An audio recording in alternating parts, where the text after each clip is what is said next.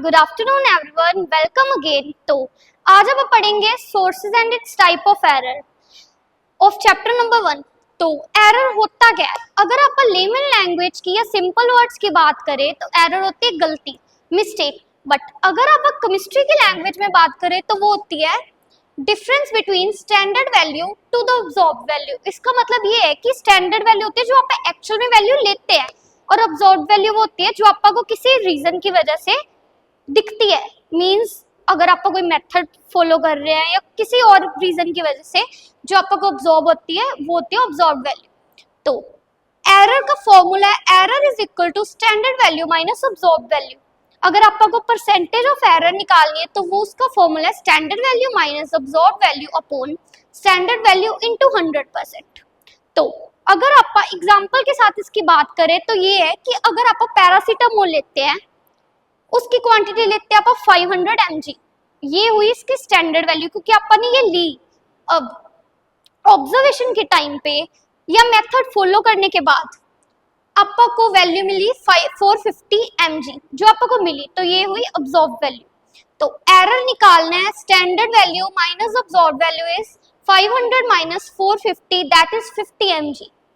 तो ये जो 50 mg निकला ये है उसका एरर।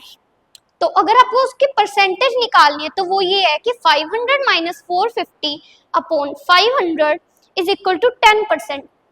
एरर की परसेंटेज निकली है 10%। तो इसके बाद अब बात करते हैं कि एरर के सोर्सेज क्या है, मतलब एरर होता क्यों है, किस रीजन की वजह से होता है। फर्स्ट है कि अगर आप ले can be occur due to wrong sample preparation.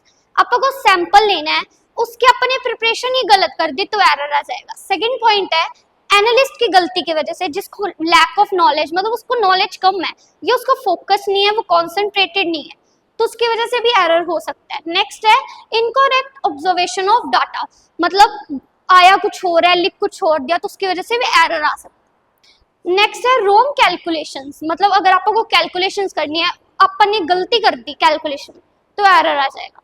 Next है कोई इम्प्योरिटी सैंपल में, अब इम्प्योरिटी आ गई कोई सैंपल में तो उसकी वजह से भी। अब आप सोचोगे इम्प्योरिटी होता क्या है, वैसे तो इस चीज के बारे में अपन नेक्स्ट टॉपिक में या नेक्स्ट वीडियो में बात करेंगे। इम्प्योरिटी होता है कोई भी फॉरेन पार्टिकल्स आना।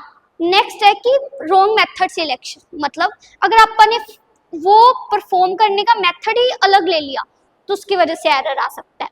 नेक्स्ट है improper storage and handling. For example कई चीजें ऐसी हैं या कई केमिकल्स ऐसे हैं जिसको आपको एयर टाइट कंटेनर में रखना होता है, अगर आपने उसमें नहीं रखा तो वो इम्प्रॉपर हैंडलिंग होगी जिसकी वजह से एरर आ सकती है।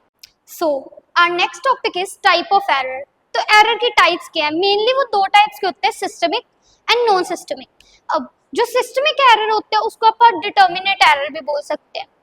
ये ऐसे एरर्स होते हैं जो कि अपनी एनालिसिस के टाइम, अपनी प्रिपरेशन, अपने प्रोसीजर के टाइम अप्पा से एनालिसिस से गलती हो सकती है due to lack of knowledge या due to lack of focus या concentration.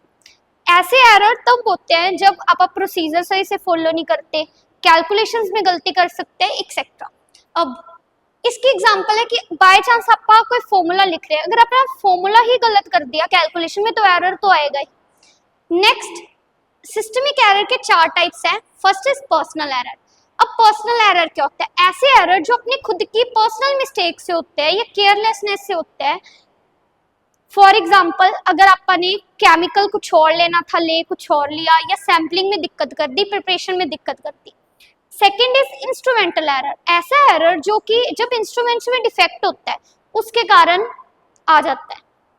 Third is method error. For example आपने मेथड कुछ और था, यूज कुछ और किया, उसकी वजह से एरर आना। Fourth is reagent error.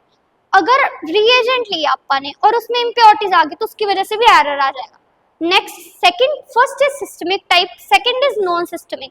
अब नॉन सिस्टमिक होते हैं इनडिटर्मिनेट, रैंडम या अनप्रेडिक्टेबल, जो कि आपके हाथ में नहीं होता।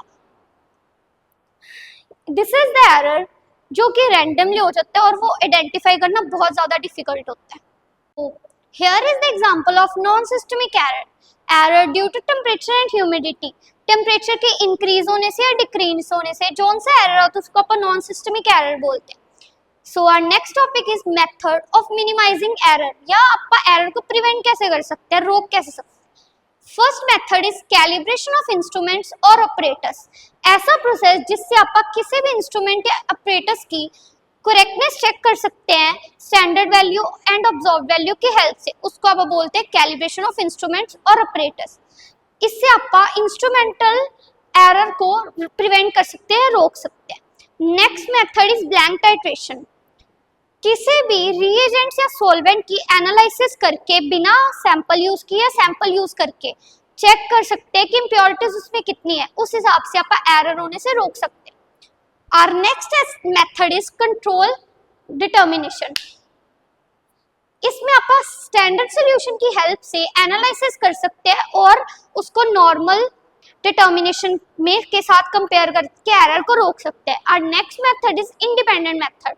इसमें आप किसी भी सब्सटेंस की मतलब आप कोई भी सब्सटेंस लेके उसको 2 या 3 मेथड से उसकी एनालिसिस कर सकते हैं, जिसकी वजह से आप उसको कंपेयर कर लेंगे और एरर को प्रिवेंट कर लेंगे। और next method is parallel determination. इसमें आप किसी भी सब्सटेंस की एनालिसिस करते हैं 2 या 3 बार ताकि आप एरर ढूंढ पाए और एरर को प्रिवेंट कर पाए। Our next topic is accuracy and precision. So, we were discussing about accuracy and precision. Accuracy is defined as the closeness of measured value to standard value. For example, अपन ने standard value ली 60. अब अपन ने measure करके अपने पास 3 values I 59, 54 and 52. जो सबसे close होएगी वो होएगी उसकी accuracy.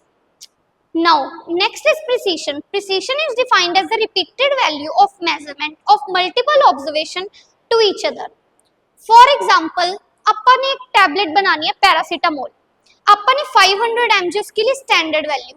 अपन ने बच्चों को ड्रग्स की कॉन्सेंट्रेशन दे दी, 7 स्टूडेंट्स हैं, उन्होंने क्या ऑब्जर्व किया? पहले ने ऑब्जर्व किया 490 mg, सेकंड ने 495, थर्ड ने 490, फोर्थ ने 505, फिफ्थ ने 490, सिक्स ने 490, 7 ने 502 mg।